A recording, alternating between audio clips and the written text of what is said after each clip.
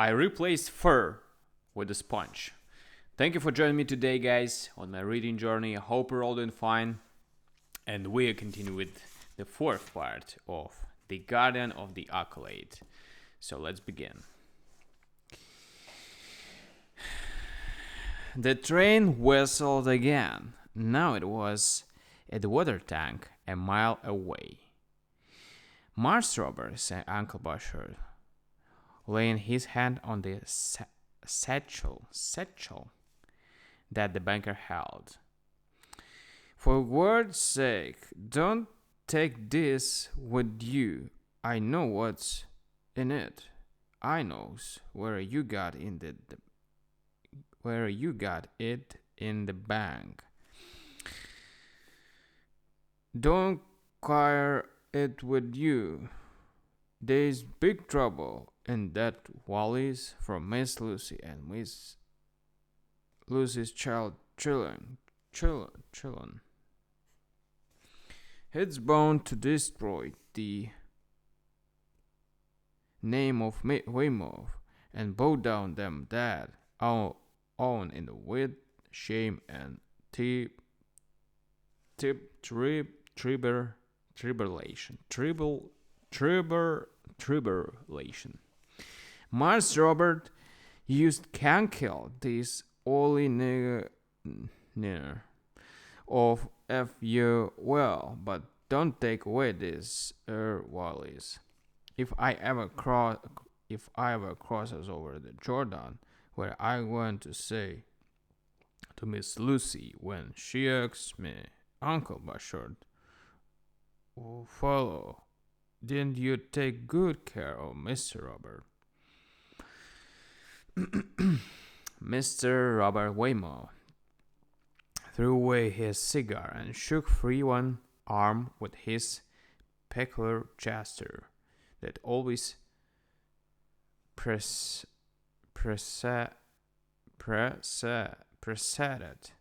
his outbursts of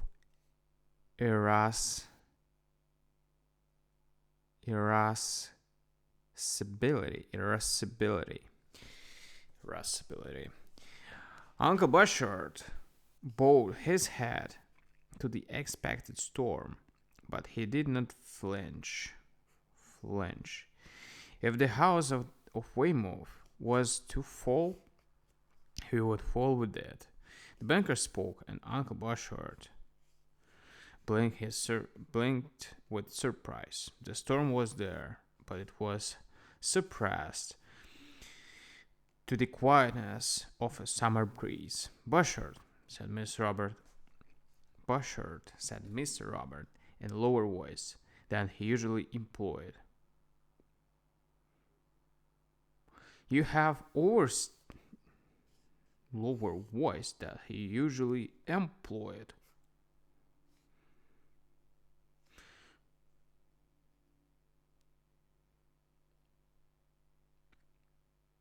Is he employer? You have overstepped all bounds. You have presumed upon the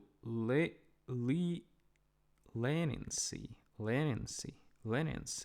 with which you have been treated to meddle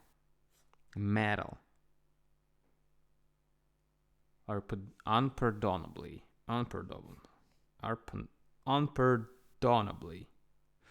So you know what is in this satchel. Your long and faithful service is some excuse, but go home, Bushard. Not another word. But Bushard grasped the satchel with a firmer hand. The headlights of the train was not lighting the shadows about the station. The roar was increasing, and folks were stirring about at the track side. Mars Robert, give me this Wallis. Master Robert, give me this Wallis.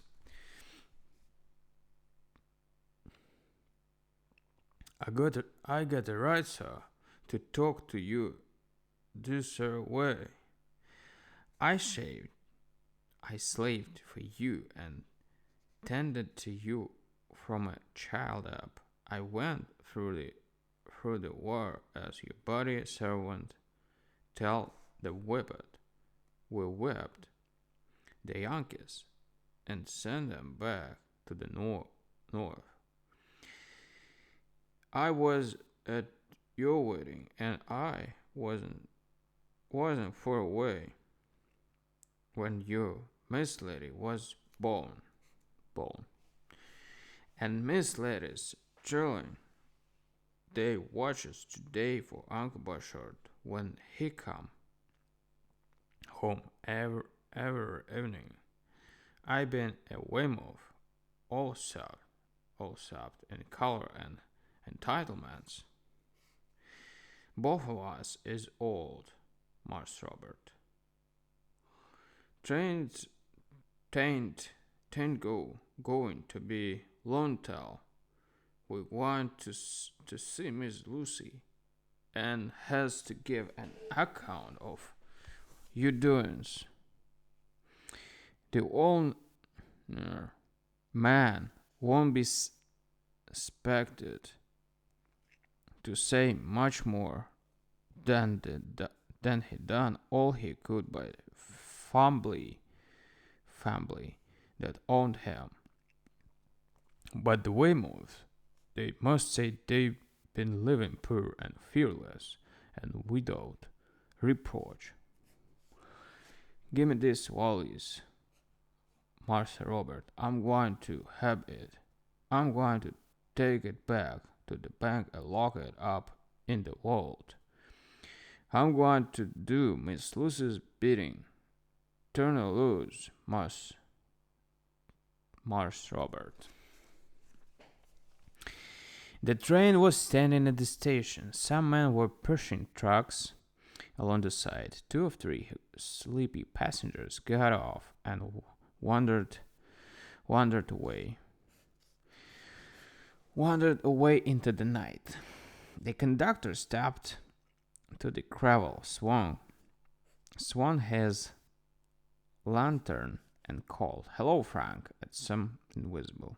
The bell clenched, the brakes hissed, the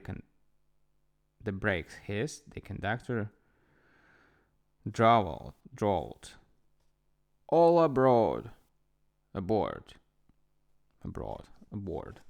Mr. Robert released his hold on the satchel. Uncle Bushard hugged it to his breast with both arms as a lover clasps his first beloved. "Take it back with you, Bushard," said Mr. Robert.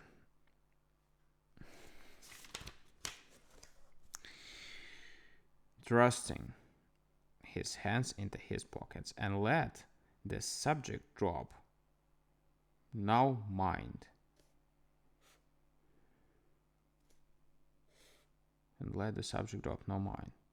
"You've said quite enough. I'm going to take this train. Tell Mr. William I will be back on Saturday. Good night." The banker climbed the steps of the moving train and disappeared in the coach. Uncle Bushard stood motionless, still embracing the precious satchel. His eyes were closed, and his lips were moving in thanks to the master above for this salvation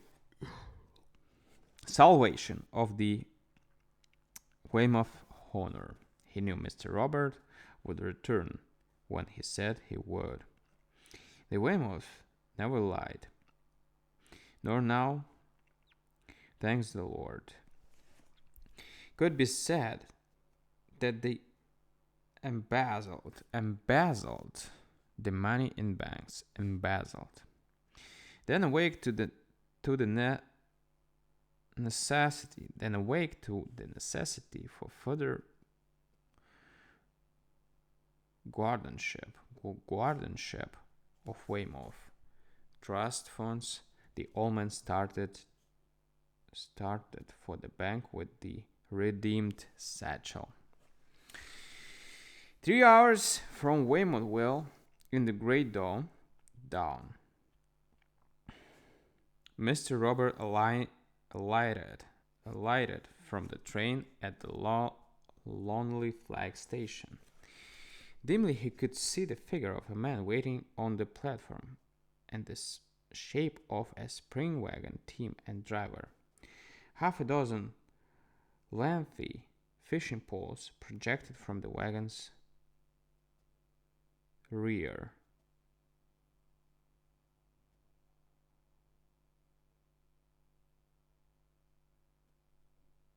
"You here, Bob," said Judge Archinard, Mr. Roberts' old friend and schoolmate. "It's going to be a royal day for fishing." "I thought you said why? Didn't you bring along the stuff?" The president of a Weymouth bank took off his hat and rumpled his gray locks. "Well, Ben, to tell you the truth, there's an infernally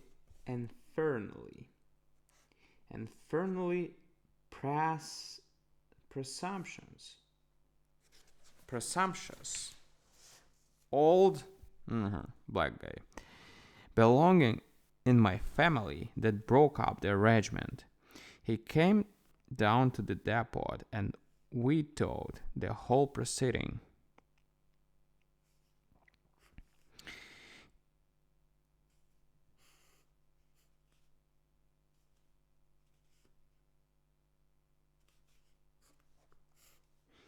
He means all right, all well. I reckon he's right. Somehow he had found out what I had along, through I hid in the bank vault and sneaked it out at midnight. I reckon he has noticed that I've been indulging a little more than a gentleman should, and he laid for me with some reaching arguments.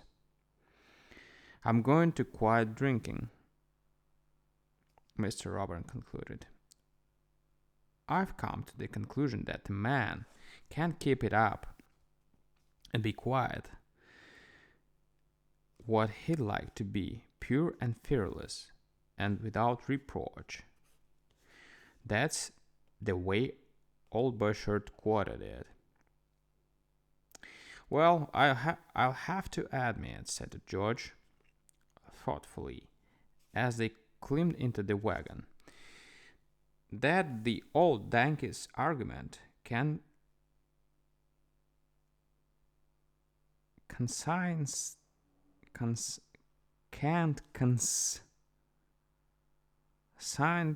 conscientiously be overruled." "Still," said Mr. Robert with a ghost of a sigh, "there was 2 quarts of the finest old silk velvet bourbon in that satchel you've ever wet your lips with."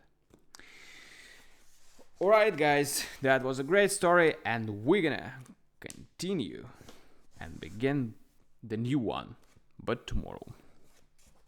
So thank you for joining me today, and see you tomorrow for the next story. Bye.